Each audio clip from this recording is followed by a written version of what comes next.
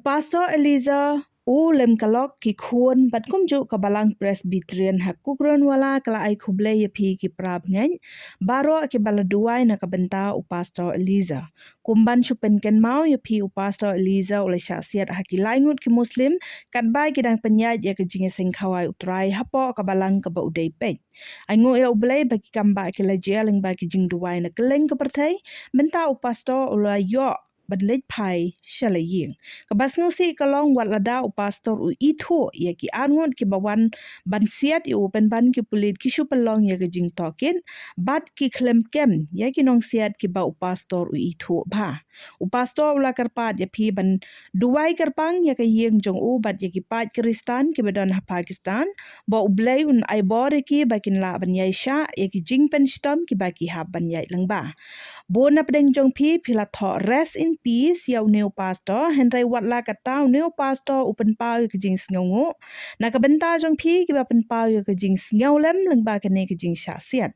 bat ula ye tho ba ula lain na ke jing ma tang ba pala setia ban yai ban yeng Kajing pensyai na kabenta kito kiba yatai balai uneo pastor upong ya ki jan kum ki fada kabaningkong kalong ba uneo pastor umde setia fada jong ki prabengen Katolik bat udai pastor na kekenhun Balang Presbyterian kajing penyat Balang kaya per na kawai geri sya kawai pan kamtam ha kabaya dei bat karyam kabagi pastor ki pong ha kapor bagi pendep niam ne penyat ya ki jingeseng kadau kalong ba ka sorkar ka hukum ya ki pastor ki balayo ya ka license na ka sorkar bat ki bala de ban ordain da ka balang jongki ki hapan pong da ki gaun ki ban penye per ki na ki pajba kani ka jingle kalong knang ba ki pulit ki bawan ban check yaka na kapor sya kapor kin khamsuk ban itu mano badeu pastor bat mano badeu pajba ngimdai ban klet ya kane ka wei bagi pulit haki jaka ki ba persya ki kristan ki pelong ya ka jing khura man la kapor ha kapor balong jing seng hoi ka sarkar ka hukum setia ya kine ki pastor ban phong ya kine ki jan haba ki ya ki yeng shabar